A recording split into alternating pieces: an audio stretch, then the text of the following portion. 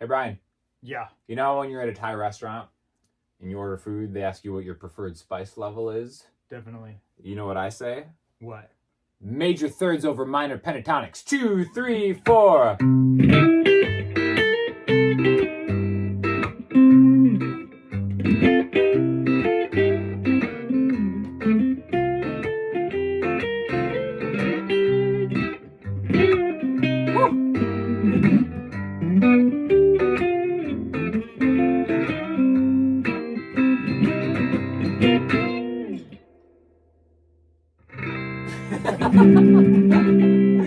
So they were talking about one secret note. Secret note. A secret note. Just kind of like how they have, the secret menu at the Thai restaurant. Do they? They do, yeah. Well, it's actually the allergen menu. No. So The vegan menu? As a vegan, I call it the secret menu. Okay. But it's really this man has a lot of exceptions menu. Great. Yeah. But you're going to teach us a little bit about just adding one note to minor pentatonic, which everybody already knows. Everyone knows that first position minor pentatonic. First position minor pentatonic.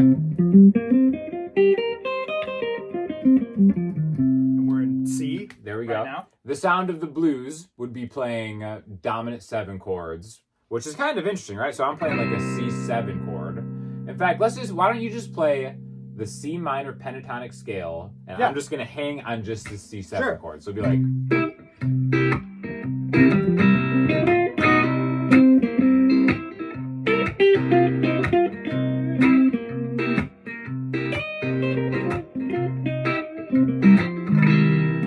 So it has a certain sound to it. It's a little crunchy, right? Yeah. Which is great. Now, why is that crunchy? Because it's weird, because a C7 chord is a C dominant 7, so it's a C major 7. Correct, yeah. With a flat 7 added.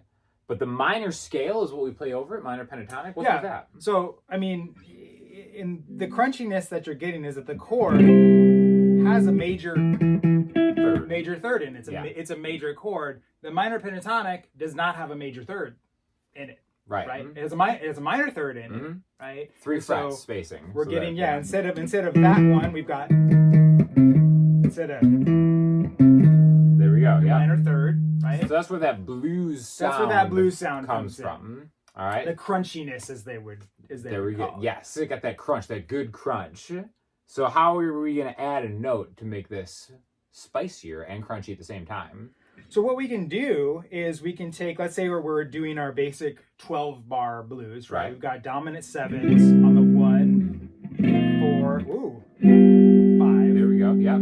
Right, all dominant 7s. Yep, so that'd be C7 to F7 to G7. Yep. And then however you want to arrange that. And so what we're going to do is just going to take our basic minor pentatonic shape in the first position, and then we're going to look at the chord that we're on, whether it's the 1, the 4, the 5, and we're just going to add one note each time over the respective chord. We're going to add the major third. There we go. Or over the 4, or over the 5. Okay. Right? And we're just going to add that to our scale. There we go. And it's one shape that you can just move the shape around, which is important. So it's like, we can think of this as 3 new notes in the whole scheme of things. Yeah, you just think of it, if you ever get lost, you can always find, right, you know your fifth, you always know your power chords, right? Yep. That's kind of the easiest interval to kind of hear, as well as the easiest shape probably to play on guitar. And so you have your 1, 5, 1, 4, that's your 4th. There's your major 3rd. So there we go.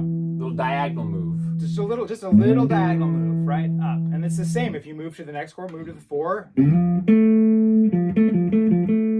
And then you know how to find your octaves. Right? Which is how? 5. Down 2 strings, and then if you're on the D string, it's a 3 fret space to get to the D string. And then there's your 5. Yep. There's your 4. And then the only thing that makes this just a tiny bit tricky is we're going to actually try to play over the changes. This is kind of probably the easiest. You've probably heard that before, playing over the changes. That means sort of incorporating notes based on the chord that you're sitting on in a progression. Yes. And this is probably this like entry level playing over the changes, because we're just going to add one note, and we're going to add that note's third, major third, to wherever we are. So if we're playing on the 1, we're going to add the 1's major third. Yeah, and you can slide it from the minor third to the major Sure. third because it's only a fret, right? And in fact, that's a really common lick, doing the... Yep. So can we do it where I'm just going to vamp on a C7 chord, and then maybe the first couple bars you just do straight minor pentatonic, and then the next few bars add the major third to it? Sure. All right, and then you listen to it and see if you can hear where that major third comes in. 2, 3, 4.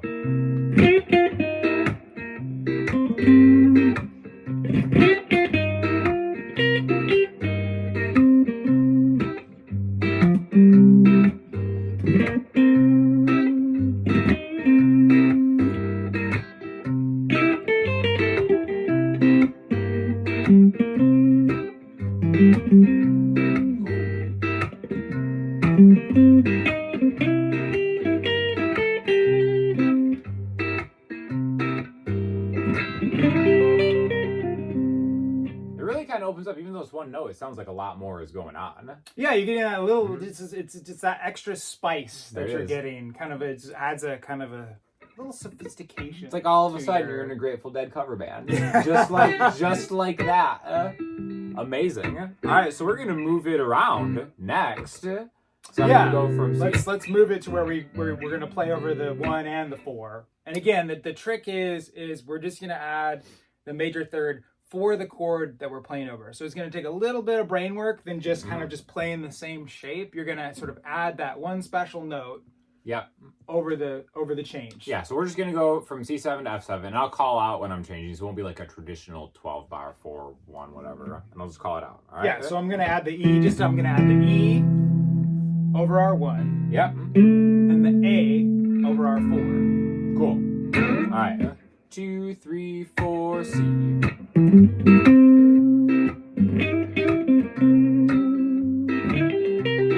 F. Still F. Back to C. F.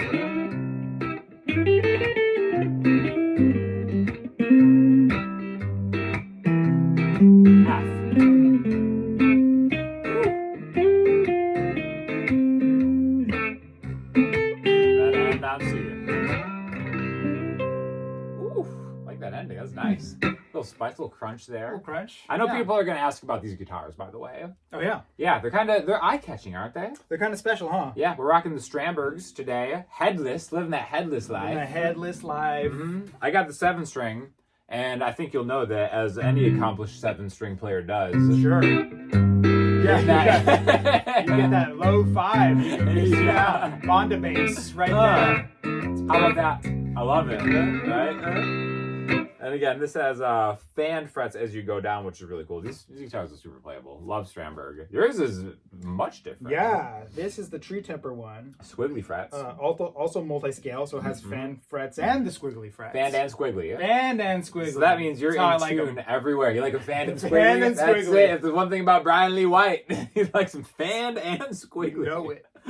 Right, so there'll be an affiliate link in the description if you want to check out some Strandberg guitars. Why not? So the next step is to go to the 5 chord. Yeah. Right? I mean, it's self-explanatory, right? Just move it to the G. Yeah, move it to the G. And, you know, sometimes you don't have to play the major third over the 5 chord. You know, the 5 chord it's already kind of a dominant sound. So you play with it. You can play with it. You can add it. Sometimes it makes sense to add that in. Sometimes it's like, man, maybe I'll just stick with the minor pentatonic. Over the 5. And that's kind of an interesting thing to think about because they're all dominant 7 chords. Sure. But the 5 chord is even a more dominant. It's got the 7. It's got the strongest pull. Yes. Since it's the 5 in the progression. And especially when we make everything like, you know, C7, F7, G7. It's interesting because diatonically you'd only have one dominant 7 chord in a key. Yeah, and that'd be on the 5. Which is the 5. Yeah.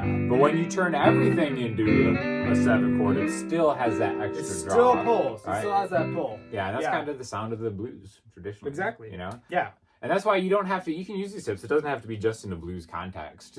You can always just think of, oh, there's a dominant 7 chord, whatever it is, this is something that I can kind of just pull out of the bag. Exactly. Because, you know, it's half minor, half major, the way I kind of see it, you know, because it has a flat 7. Yeah, I mean, and you're also playing a lot of dominant. I mean, you get even kind of spicier and more advanced, when you're doing secondary dominance, you're playing a lot of 7. There we go. You know, and Yeah. so you could pull this major third trick over that if you wanted to add that note in. Really play over the change. There we go. Yeah. I love it. All right, so we'll do kind of like a traditional 12-bar blues thing, and then you just play with the changes. Play with the changes. Put it all together. You ready? 2, 3, 4.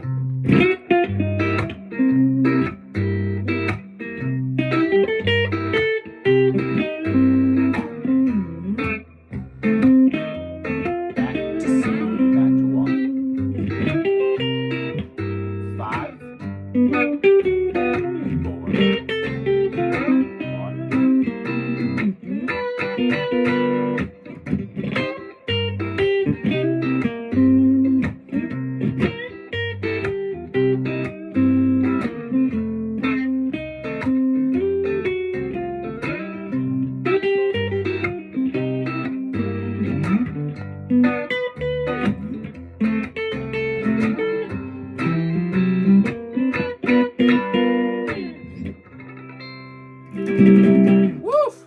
Love it. Brian, thank you for those fire tips. Those spicy tips. Exactly. Thank you to Strandberg for sending over these guitars. And like I said, go shout out my man's music over there. Top level video game composer. Greatest music on the planet, I would say. You know? Especially if you like atonal stuff. Callisto Protocol soundtrack is popping. No, I'm just an old blues hack. But yeah, really underneath it all, he's just an old blues hack. One old blues hack. Don't let that atonal atmospheric music fool ya. Nah. But yeah, check it out over on his channel, and we will talk to you all soon.